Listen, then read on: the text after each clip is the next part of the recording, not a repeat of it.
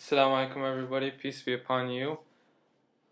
Like I said yesterday, I'd like to speak a little bit and update you about one aspect, which is identity.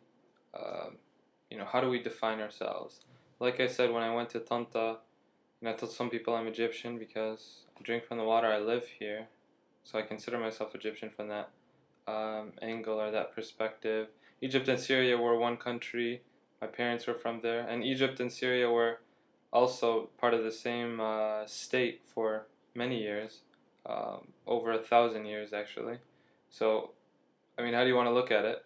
I told some people I was Shami or from the Levant. Some guy gave me extra ice cream because of that. I told some people I'm American. So we define ourselves in different ways. But what's interesting is that paper identity, that passport, that citizenship, and what effect it has on how people treat you. I mentioned meeting a guy from the States who's living in Alexandria, and he was telling me about the law here. If a female who's a foreigner marries an Egyptian male, I think she gets citizenship immediately. I'm unsure. But if a male marries an Egyptian, he's going to have to wait 10 years. And I don't know if along with those 10 years he has to live in the country until he can apply for citizenship. Now he told me, he's like, I'm not interested in that because I'm treated a lot better as an American. And I noticed that as well. Now, like I said, I look kind of Egyptian. So when I enter, excuse me, when I enter the school gates, we have this big, I don't know what you want to call it, it's called the Migma, where we have different colleges, the College of Arts and Letters, the Law College, we have the, different colleges in there, and I think the Business College is also in there.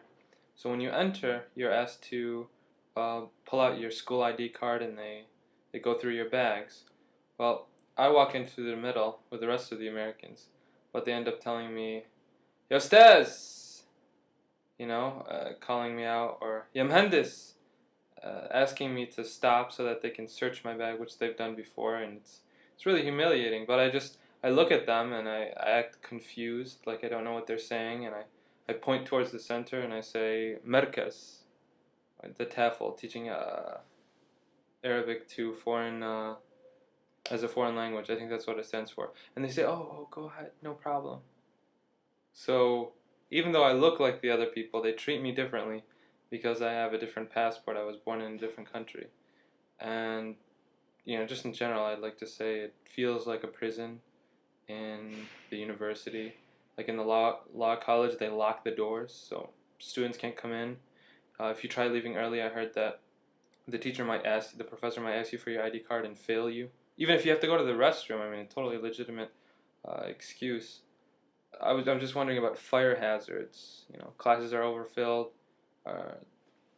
so it feels kind of like a prison, big prison with these big, metal gates, rather than a learning institution.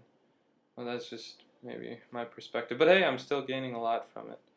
So this whole thing kind of reminded me of imperialism and colonialism and protectorates.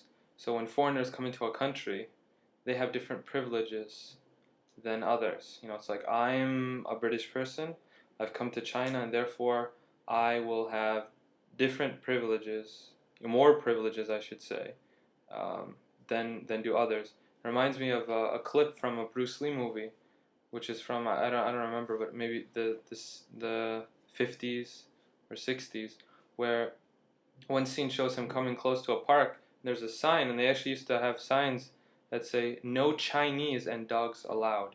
So kind of like saying you Chinese are like dogs, but we British, we foreigners, we Europeans can come through these areas. So on the one hand, hey, it's awesome to have the privilege. And even in Damascus, I went to the German embassy. They treated me like a dog, but I was like, I'm American. I don't understand Arab. I don't understand what's going on here. And they were like, oh, sorry. Yeah, you can come to Germany. They have this agreement where you can come for 90 days without a visa. So, just a very interesting thing. You might want to think about it yourself. How are you treated differently based on how you look or based on your passport? And you don't really realize it until you get out. So, that's the message for the day. Something to think about. Take care, and assalamu alaikum.